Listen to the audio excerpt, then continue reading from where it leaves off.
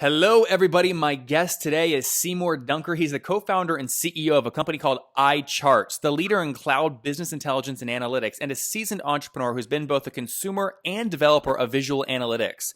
Before founding iCharts, Seymour assisted SAP's senior management in driving the company's product strategy and was an early team member at two enterprise software startups before that. Seymour, are you ready to take us to the top?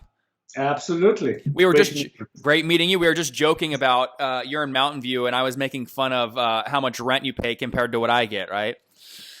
Absolutely. It's something, but it's great to be here. So did you tell us real quick, what does iCharts do and what's the business model? Is it SaaS or pay as you go? How do you make money? Yeah. So you already pointed out, it's great. We are basically a cloud-based business intelligence and analytics solution that you can embed into other SaaS platforms. And as such, we are, basically a SaaS model, and we power analytics inside of any SaaS platform.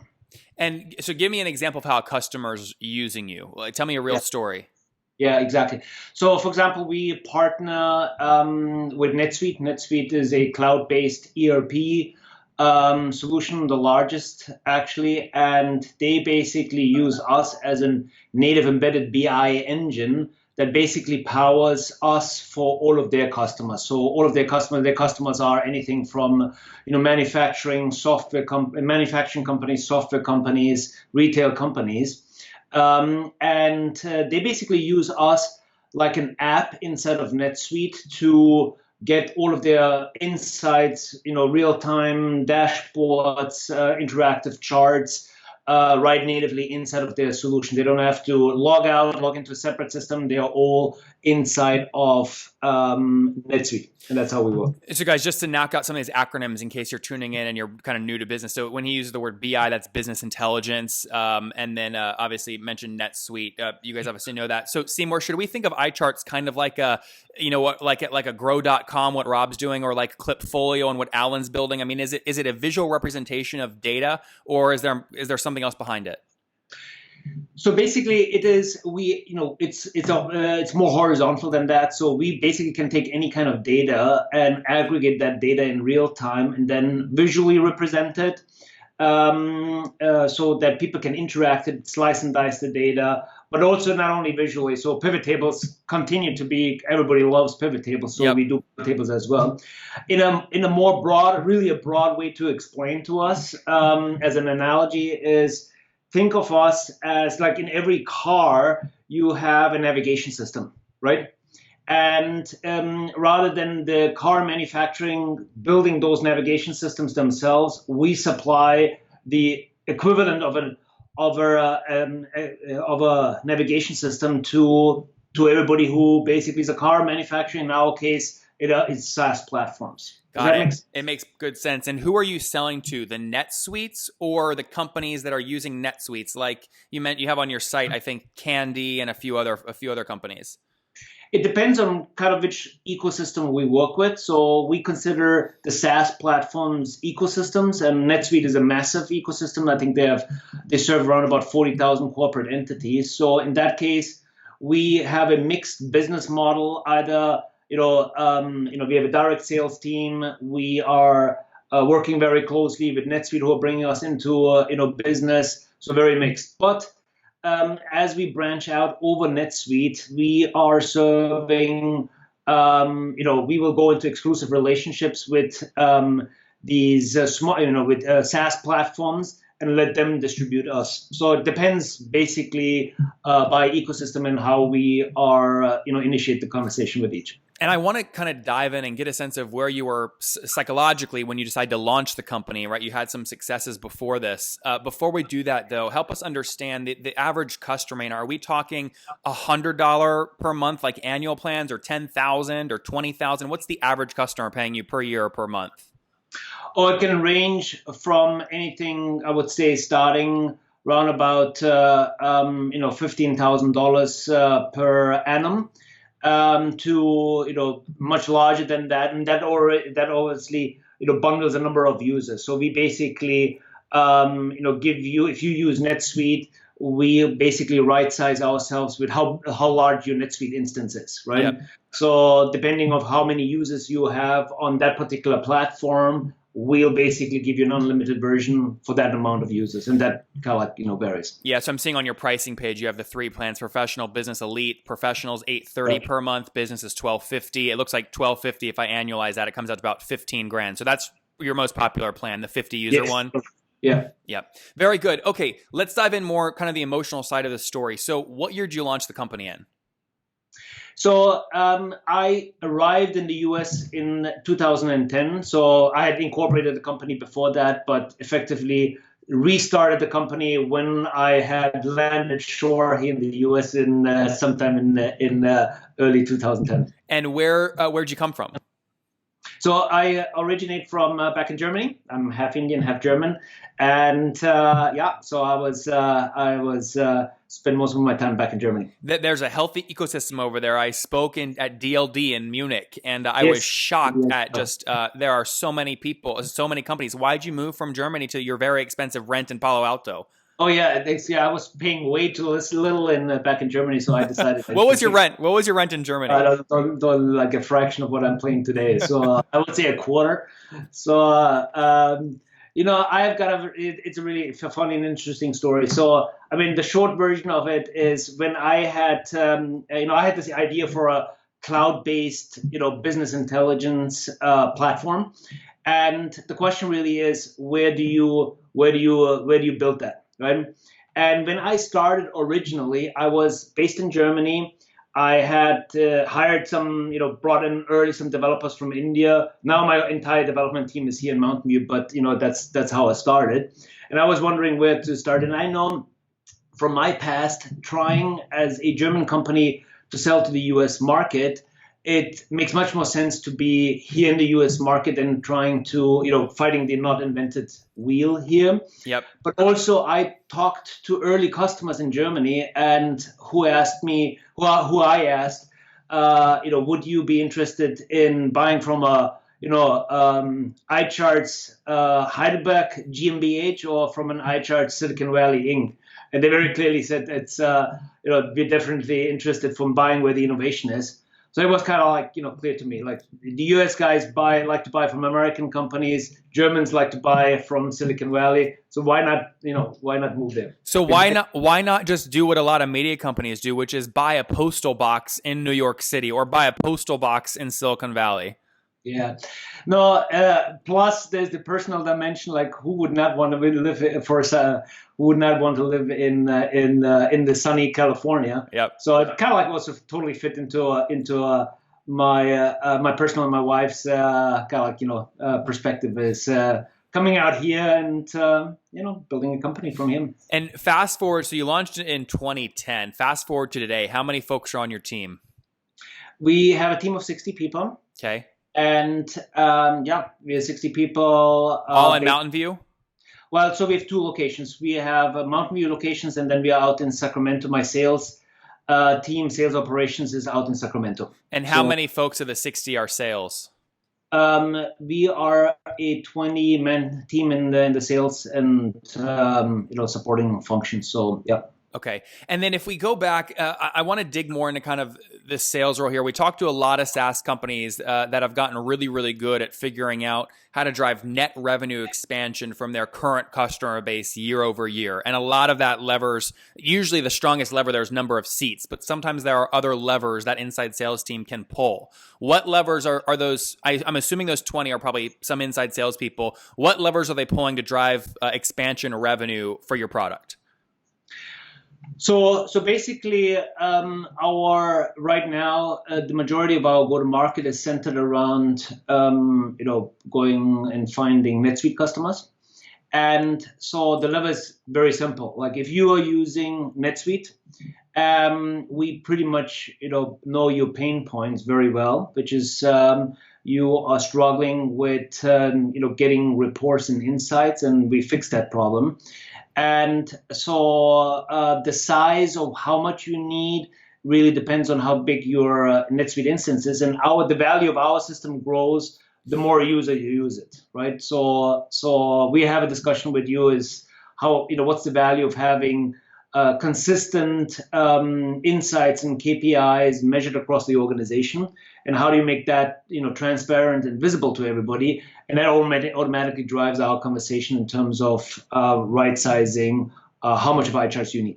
Seymour, that is really valuable to understand that. What I was referencing, though, is when someone is already your customer, right? In year one, they've paid you the contract. What are you doing over the next part of their lifetime to increase the value you're giving them, and also at the same time increase the price point? The number for this would be net revenue expansion.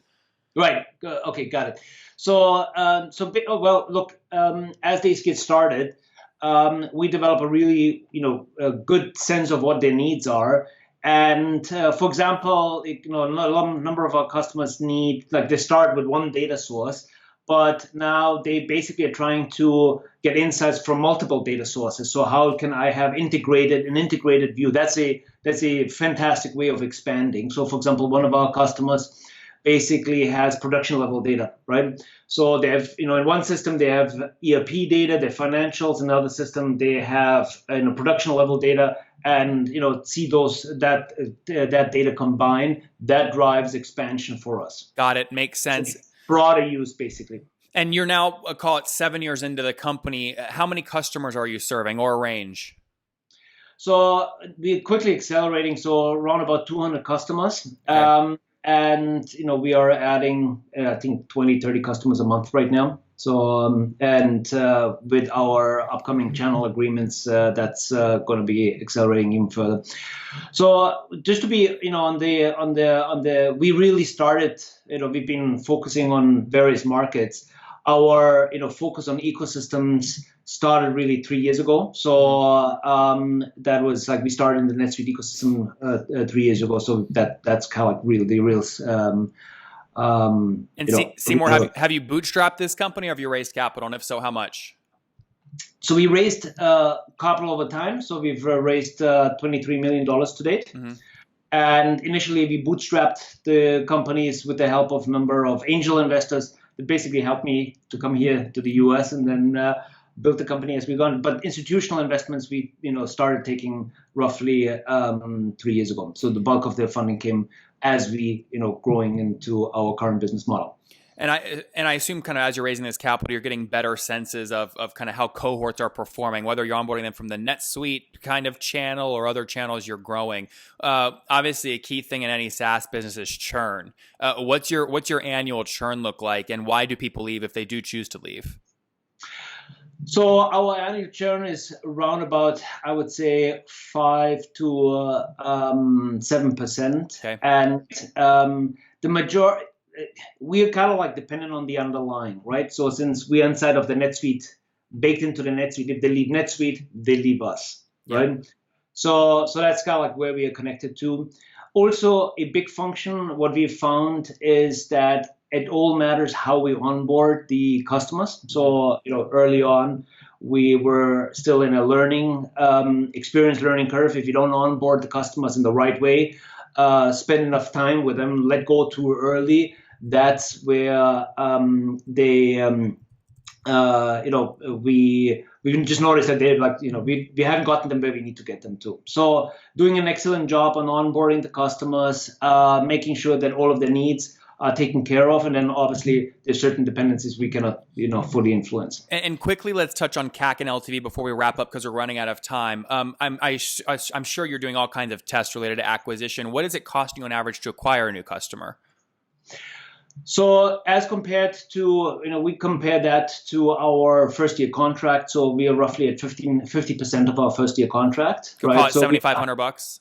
Yeah. So we are highly profitable. Basically, from the initial time we close a deal, yep. Which is great because that means we can reinvest into building great service for our customers. So it's great. Seymour, are they? You said your average contract value annually is about $15,000. Are those typically paid all up front? Yes, correct. So you have no cash gap issues if it costs you $7,500 to acquire a new one. Yep. Got it. What's stopping you from growing faster? Because the metrics look like they make a lot of sense. There's an advantage of growing fast, and there's an advantage of burning yourself as you grow too fast. Because as you kind of like grow into the next levels, you want to make sure you have the right set of quality in place, both across your teams. Like how do you sell, how do you serve your customers, how do you build your product. So so we've kind of like hit critical mass at this point. So we're kind of like ready to take off the brakes and accelerate our business. But perhaps that's part of my background, coming from where I come from, quality matters big time. So yeah, we're exactly at that point right now. So, but until now, it was all about focus on having a highly, well-functioning team that produces quality and gives our customers what we need to give them. And Seymour, I'm going to do backwards math here, back of the napkin math here for a second. You mentioned you had about 200-ish customers and your average contract value is about 15 grand. So it's safe to assume you guys are doing somewhere in terms of ARR around 3 million-ish? Well, as I said, we are not in a position to mention our revenue numbers, being private companies. But where would that equation that I just did go wrong? Because you told me both of those numbers. Why would that multiplication not be accurate? So we also do some professional services for our bigger customers. So okay. we are specifically the larger ones. Want us to do extra work in terms of integrating additional data sources. So there's additional stuff we do there. So I'm judging based off this small smile on your face when I said that you're doing more than 3 million when you add on professional services and everything else. As I said, I can't comment. Yeah. You guys will have to watch the video and decide for yourself what they're doing based off Seymour's reaction. Seymour, let's wrap up here with the famous 5. Number 1, what's your favorite business book?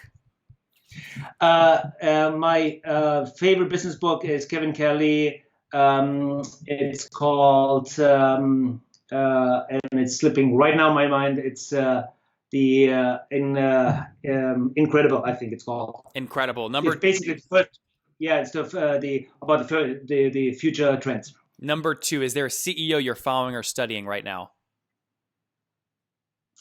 I would say one of my favorite ones, just because he's a wildcat, is Elon Musk. Number 3, are you a wildcat deep down? You're going to sell this company and then go, try and take over Mars?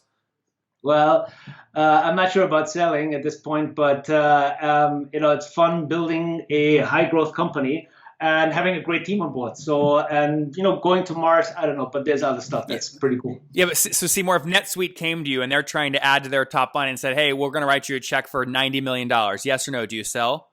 Nice try. He said that with a straight face. That was pretty good. All right, so what is your favorite tool? Number 3, what's your tool? My favorite tool, absolutely iCharts, because actually really... Besides your own. I'm not able to mention my own. What is my favorite tool? One you use a lot for your business. Actually, NetSuite. So we use NetSuite. It's a great, fantastic tool. We also use Salesforce for basically running our internal business with. Not what you would expect, but yeah. So those are fantastic underlying systems we use. Number 4, how many hours of sleep do you get every night? More lately, which is great. So I try to sleep 7 hours, 6 hours, 7 hours. Great. And what's your current situation? Married, single? Do you have kids? I've got a great wife and 3 fantastic kids. Oh wow. Okay. And how old are you? I am 45. 45. Okay, last question. Take us back 25 years, Seymour. What do you wish your 20-year-old self knew? What I wish my that's a good question, is, so I would pretty much do a lot of the stuff that I've done, perhaps spend a little bit more time outdoor. There you guys have it from Seymour, founder of iCharts. He would have spent more time outdoors. He founded his company in 2010 after coming over from Germany on the back of a small angel round. They've now raised over $23 million, serving 200 customers, again, making it easy for them to visualize data, especially NetSuite data. Their ACV, or their average contract value, is somewhere around 15 grand. They also make money from professional services and some other things. Their annual churn is between 5 and 7%, so super healthy. Their payback period is around 6 months, or about 50% of their first year value of that 15 grand. Again, 60 folks based out there in Mountain View and San Francisco. Seymour, thanks for taking us to the top.